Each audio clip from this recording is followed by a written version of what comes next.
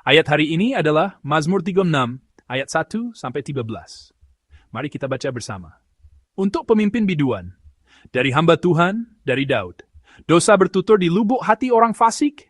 Rasa takut kepada Allah tidak ada pada orang itu, sebab ia membujuk dirinya, sampai orang mendapati kesalahannya dan membencinya. Perkataan dari mulutnya ialah kejahatan dan tipu daya. Ia berhenti berlaku bijaksana dan berbuat baik. Kejahatan dirancangkannya di tempat tidurnya. Ia menempatkan dirinya di jalan yang tidak baik. Apa yang jahat tidak ditolaknya. Ya Tuhan, kasih-Mu sampai ke langit, setia-Mu sampai ke awan. Keadilan-Mu adalah seperti gunung-gunung Allah, hukum-Mu bagaikan samudera raya yang hebat. Manusia dan hewan Kau selamatkan ya Tuhan. Betapa berharganya kasih setia-Mu ya Allah. Anak-anak manusia berlindung dalam naungan sayap-Mu. Mereka mengenyangkan dirinya dengan lemak di rumah-Mu. Engkau memberi mereka minum dari sungai kesenangan-Mu. Sebab padamu ada sumber hayat. Di dalam terang-Mu kami melihat terang. Lanjutkanlah kasih setia-Mu bagi orang yang mengenal Engkau dan keadilan-Mu bagi orang yang tulus hati.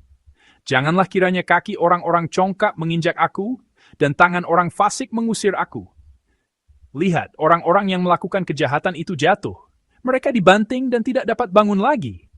Amin. Syukur kepada Tuhan yang telah membangunkan kita pagi ini dan menuntun kita ke dalam ibadah. Nas yang akan kita renungkan hari ini sebenarnya adalah Mazmur 36, ayat 1 sampai 11. Tetapi hari ini kita akan berfokus pada ayat 11 sampai 13.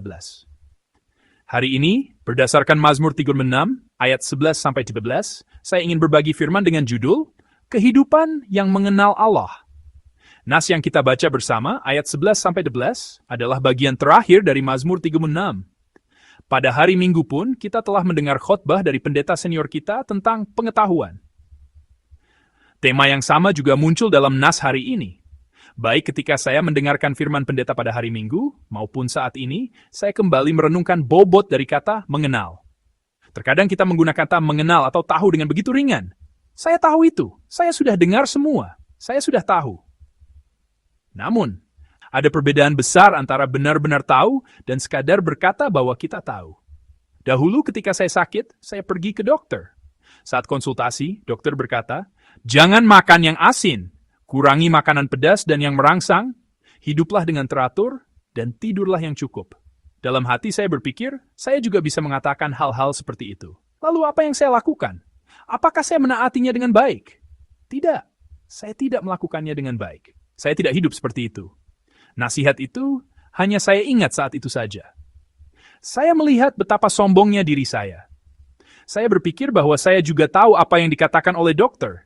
Tetapi jika hidup saya tidak berubah, apakah saya benar-benar mengetahuinya? Pengetahuan yang Alkitab bicarakan pun demikian.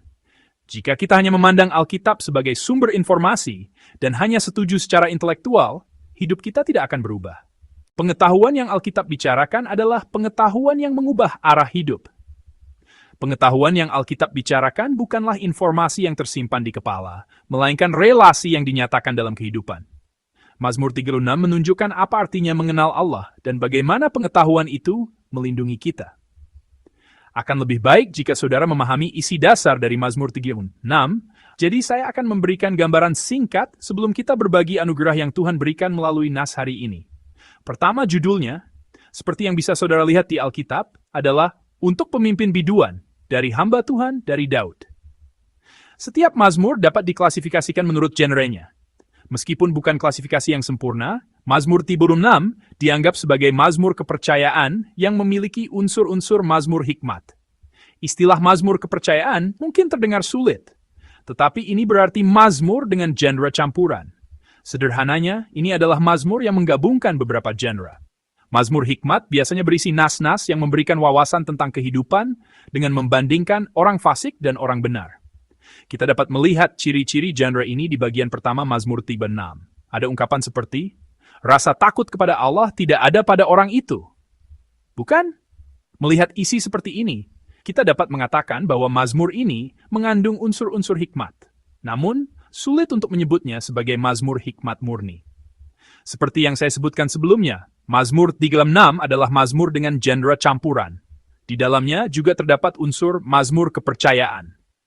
Mazmur kepercayaan secara harfiah adalah Mazmur yang berisi pengakuan iman. Dalam situasi yang tidak menentu, situasi penderitaan, situasi yang menimbulkan keluhan, muncullah pengakuan iman seperti, Tuhan adalah tempat perlindunganku. Tuhan adalah penolongku. Salah satu contoh mazmur kepercayaan yang kita kenal baik adalah Mazmur 23. Tuhan adalah gembalaku, takkan kekurangan aku. Amin. Ini adalah contoh mazmur kepercayaan yang representatif. Sungguh pengakuan yang sangat berharga, bukan? Mazmur-mazmur seperti ini menggambarkan Allah sebagai tempat perlindungan, gunung batu, kubu pertahanan, gembala, dan naungan. Dalam Mazmur 36, ayat 8 pun, kita menemukan ungkapan naungan sayapmu. Sebenarnya, Mazmur 36 tidak dapat disebut sebagai mazmur kepercayaan murni. Tetapi karena beberapa unsurnya muncul, ia dapat diklasifikasikan sebagai mazmur kepercayaan kompleks.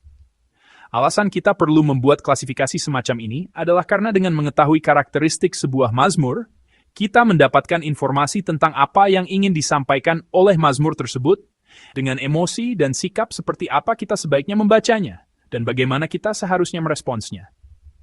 Klasifikasi genre seperti ini berfungsi sebagai rambu-rambu yang menunjukkan bagaimana kita seharusnya bersikap terhadap berbagai mazmur, dan bagaimana memahami serta menerima bahasanya yang beragam. Nas yang kita baca hari ini, ayat 11-17, agak sulit untuk disebut sebagai mazmur kepercayaan. Sebaliknya, ini dapat dikatakan sebagai pengakuan dan permohonan yang didasarkan pada kepercayaan di bagian sebelumnya. Ini adalah bagian dari doa. Mazmur 36 ayat 2-5 menyoroti realitas orang fasik, dan mulai dari ayat 6, sudut pandang beralih kepada pengakuan yang ditujukan kepada Allah. Ayat 6-10 lebih banyak berisi pernyataan yang menggunakan kata-kata seperti kasih setia, kesetiaan, dan keadilan Allah daripada permintaan langsung agar Dia memberikannya. Jadi, mulai dari ayat 6 adalah doa sang pemazmur, dan isi doa itu menjadi lebih konkret dan berlanjut hingga ayat 11 yang kita baca hari ini. Mari kita baca sekali lagi bersama-sama nas hari ini. Ayat 11. Lanjutkanlah kasih setiamu bagi orang yang mengenal engkau, dan keadilanmu bagi orang yang tulus hati. Amin. Di ayat 11, Alkitab kita menerjemahkannya sebagai engkau, orang yang mengenal engkau. Terjemahan ini sangat tepat karena bahasa aslinya menggunakan kata ganti orang kedua. Menyebut Allah sebagai engkau menunjukkan hubungan yang sangat erat dan intim, seolah-olah berbicara tatap muka. Mulai dari ayat 11, ini adalah pengakuan yang didasarkan pada hubungan yang erat antara pemazmur dan Allah. Jika kita perhatikan isinya, muncul kata mengenal dalam frasa orang yang mengenal engkau. Kata yang digunakan di sini, yada, menunjukkan sebuah hubungan. Pemazmur memohon agar Allah memberikan kasih setianya kepada mereka yang mengenalnya. Kasih setia ini dalam bahasa Ibrani adalah hesed, yang berarti kasih setia, kasih, atau kemurahan. Dan kepada orang yang tulus hati, dalam bahasa Ibrani, yashar, yang bisa diartikan sebagai orang yang hatinya lurus. Pemazmur berdoa agar Allah memberikan keadilannya. Pada dasarnya, karena mazmur adalah puisi, ada unsur yang disebut paralelisme. Ini adalah gaya bahasa di mana kata-kata yang berbeda digunakan untuk mengungkapkan makna yang sama. Dalam ayat 11, orang yang mengenal engkau dan orang yang tulus hati sebenarnya adalah ungkapan yang sejalan dari segi makna. Jadi, orang yang tulus hati adalah orang yang mengenal Allah. Kita bisa menganggap keduanya sama. Namun, apa artinya menjadi orang yang mengenal Allah? Orang yang tulus hati. Seperti yang saya sebutkan sebelumnya, apakah pengetahuan kita benar-benar sebuah pengetahuan? Sebenarnya, kata mengenal itu sendiri terlalu abstrak. Makna mengenal di sini menjadi lebih jelas ketika kita memikirkannya bersama dengan ungkapan orang yang tulus hati.